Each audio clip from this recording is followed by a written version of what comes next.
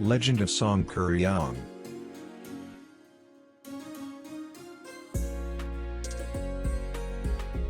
This is one of the local folklores from West Java province of Indonesia, the origin of Mount Tangkuban Perahu in Bandung city. I hope it can broaden your knowledge on Indonesian cultural heritage and give you the moral of the story. Don't forget to subscribe and hit the bell so that you won't miss my other interesting folklores.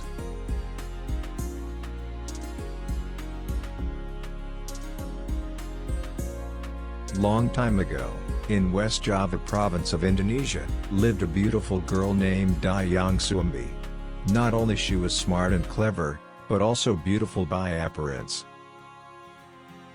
Thus, amazed by her look, a prince from the heavenly kingdom of Kahyangan desired her as his wife. The prince then asked permission from his father to marry Dayang Suambi.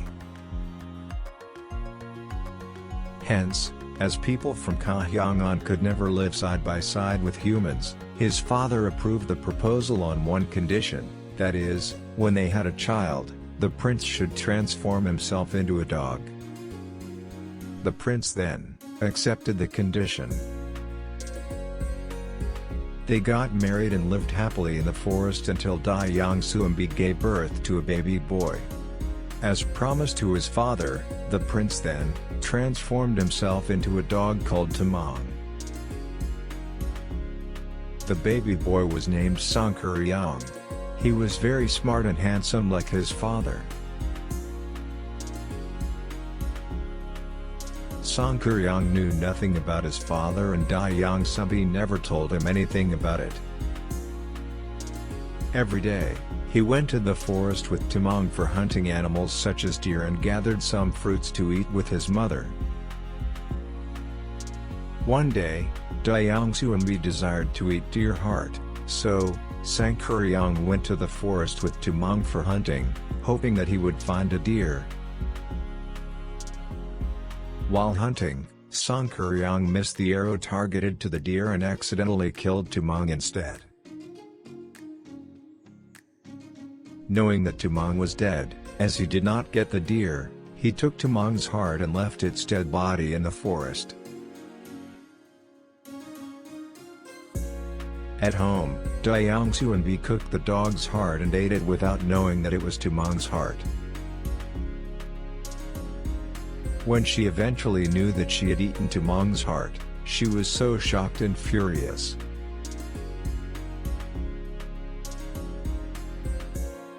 With cry of fury, she grabbed a wooden water dipper and hit Sangkuriang's head with it badly until he was bleeding.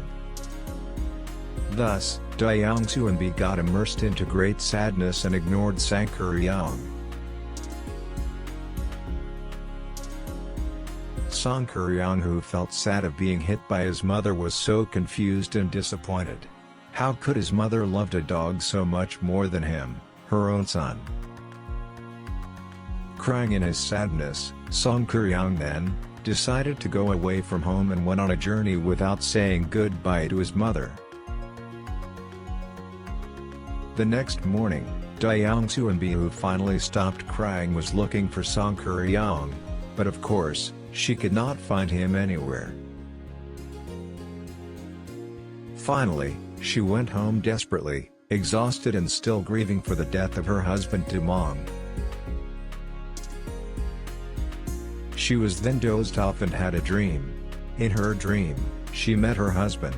He said, "Dayang Suambi, don't be sad, as you have eaten my heart, you will be forever young.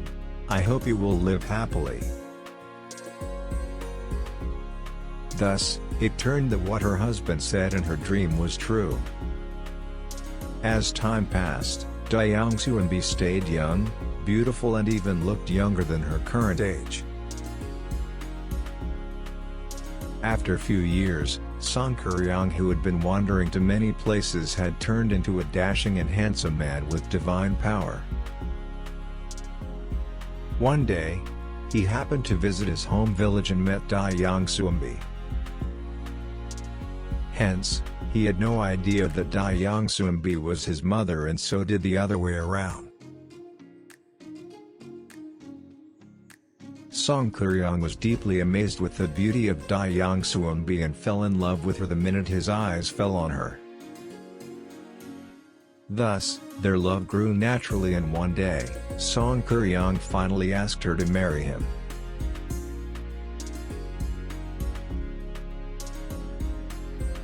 Dayang Suembi did not say yes nor refuse to his proposal until one day, when Sangkuriang was going on a hunt, he asked Dayang Suembi to tie his headband. Upon binding the headband, Dayang Suembi was so startled when she saw the scar on Sangkuriang's head at the same place on where she, years ago, hit Sangkuriang with wooden water dipper.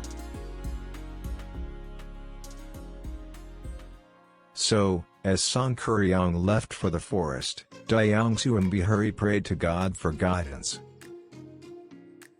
Her prayer was answered, and she had no doubt that Sangkuriang was her missing son.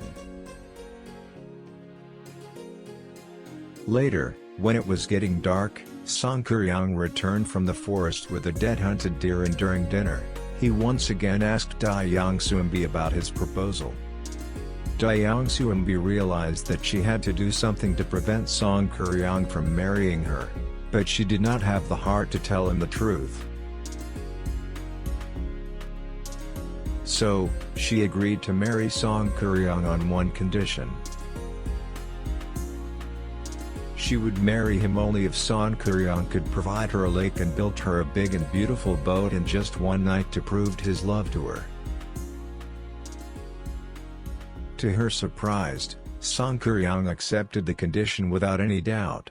He was so sure that Dayang Suembi's request was something easy to him, and he believed in his divine power.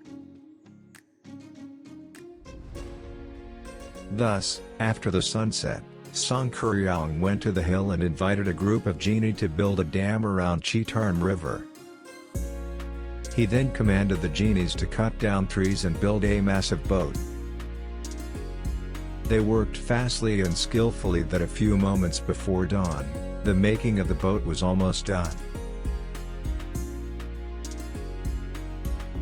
Dayang Suembi, who had been spying on Sangkuriang and the genies, realized that Sangkuriang would fulfill the condition she had set, and she began to worry.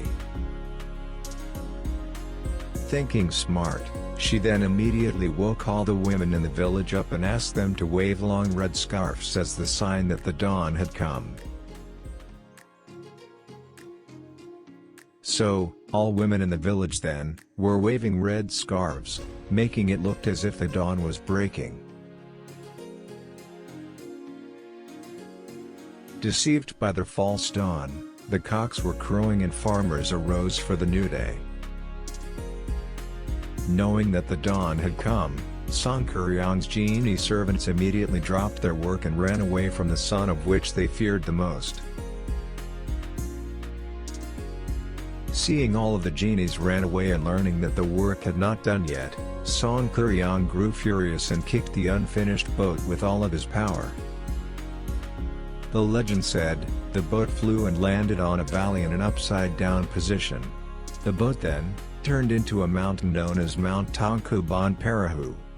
In local dialect, Tangkuban means upturned or upside down, while Perahu means boat. Within his anger, with his divine power, Sangkuriang destroyed the dam, and the water drained from the lake was becoming a wide plain. Thus, in the present day, the wide plain is known as a city in West Java province called Bandung. The word Bandung itself was from the word of Bandung, which means dam. Moral of the story: never lie and fool parents. Love someone reasonably. Don't be blinded by love or appearance and get too obsessed to someone. Mind your words, as they might be boomerang and hurt you back.